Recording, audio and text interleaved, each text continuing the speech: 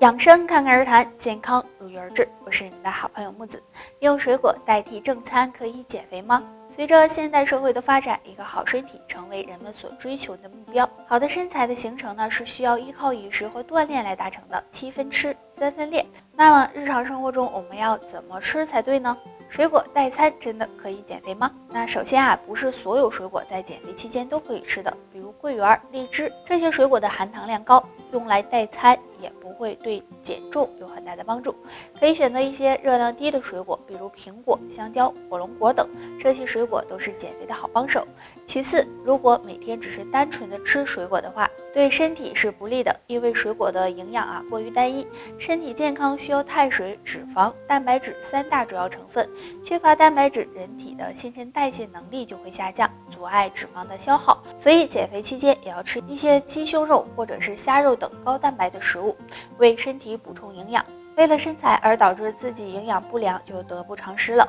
所以用水果代替正餐可以减肥，但是要吃热量低的水果，而且不能够单一的只吃水果。科学的饮食才能拥有一个健康的好身材。不管男女老少都喜欢吃水果，水果是非常有营养的，但水果也不能乱吃。对于肠胃不好的人，下面这3种水果就尽量少碰吧，再有营养也不行。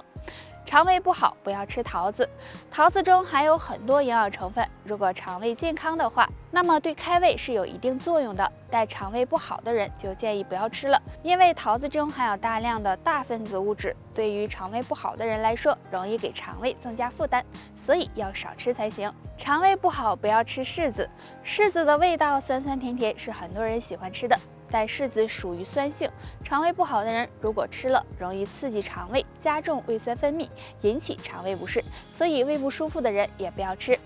肠胃不好不要吃猕猴桃，猕猴桃属于寒性水果，也容易加重胃酸，给肠胃增加负担，所以肠胃不好的朋友，猕猴桃也要少吃，尽量胃好不好，手掌有提示，若出现2种情况，要注意养胃了。手掌有白斑。正常情况下，我们的手掌是比较红润的，这也是气血充足的一种表现。如果肠胃出现问题，影响人的消化和吸收，就容易出现营养不良、气血不足的情况。那么这时手掌就可能会出现一些白斑。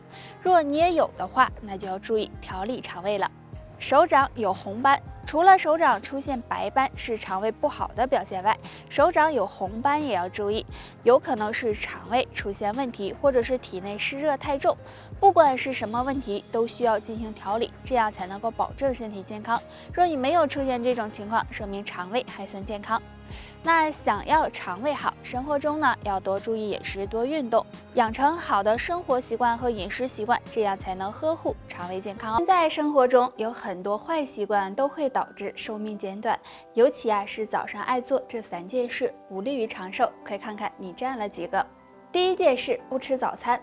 现在大多数人呢都有不吃早餐的习惯，那长期不吃早餐会使人出现营养不良、免疫力低的情况，而且不利于肠胃健康，从而使人减寿。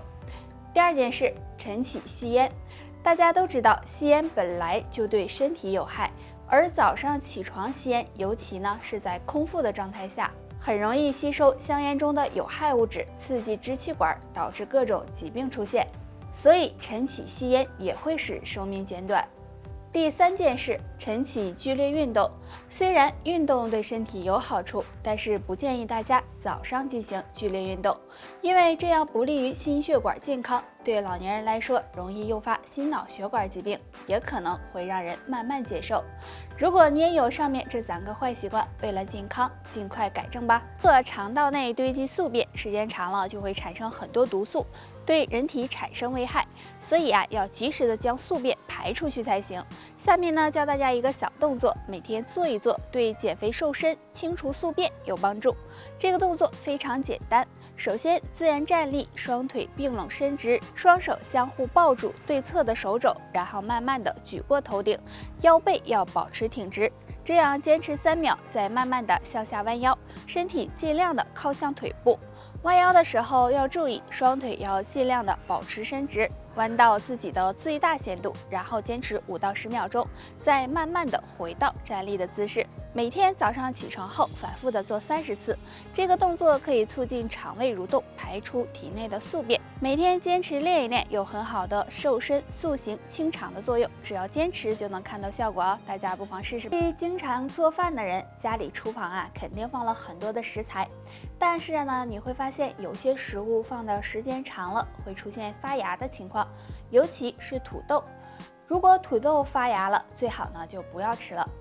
因为土豆中含有一种叫做龙葵碱的有毒物质，正常情况下这种物质含量很低，但如果发芽变绿了，龙葵碱的含量就会增加。如果吃了发芽的土豆，很容易引起中毒，所以大家要注意。除了土豆，还有2种蔬菜发芽了也不能吃。花生，发了芽的花生很容易生成黄曲霉毒素，所以花生如果发芽了，最好都扔掉，不要吃了。红薯如果放置时间长了，也会出现发芽的情况，这样的红薯就扔掉吧，因为发芽后的红薯很可能会出现霉变，产生黄曲霉毒素，如果吃了对身体健康不利。所以不管是土豆、花生还是红薯，如果发了芽，为了自己的健康，都尽量不要吃了。红薯是既美味、营养价值又高的一种食物。红薯属于粗粮，经常吃对身体有好处。但是有的人会有疑问，吃红薯到底是升血糖还是降血糖呢？下面我们一起来看一下。血糖高的朋友，生活中饮食要特别的注意。红薯属于粗粮，正常来说对身体健康有益，但是红薯的升糖指数是比较高的，如果经常大量的食用，对血糖的控制是不利的。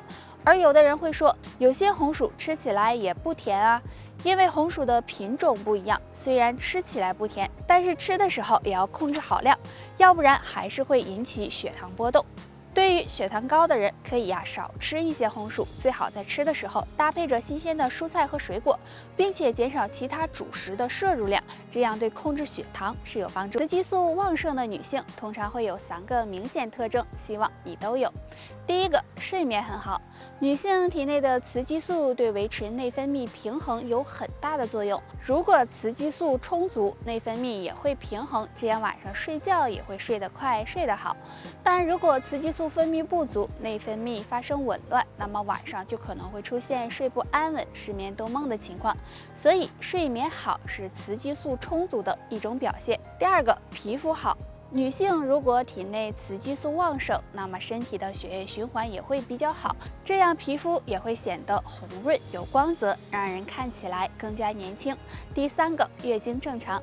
雌激素的分泌和卵巢功能也有一定关系，如果雌激素分泌旺盛，那么说明卵巢功能也不错，月经也会比较有规律和稳定。但如果出现雌激素分泌不足的情况，月经就可能会受到影响，这时就需要及时补充雌激素了。女性朋友要注意。在很多人经常会出现大脑反应慢、记忆力减退，经常丢三落四的情况，对生活工作产生了一定的影响。不过大家不用担心，那今天教大家2个手指动作，对提高记忆力有帮助。动作1，先伸出我们的双手，手掌心朝上，然后用双手的食指、中指、无名指、小指分别依次的敲击大拇指，这样反复的做30次，每天可以做2到3次。动作2，这个动作就是将双手握成拳，然后从大拇指开始依次的向前伸出，再依次的往回收，这样一伸一收为一次，反复做30次，也是每天做2到3次。因为我们手上有很多条神经连着大脑，这样刺激手指可以锻炼脑神经，对增强大脑功能有帮助。每天坚持练一练，可以让大脑更灵活，提高记忆力。建议大家没事的时候就多练习吧。以上就是今天的全部内容，大家还有什么疑问或者是建议，可以在评论区给我们留言。我们下期再见吧。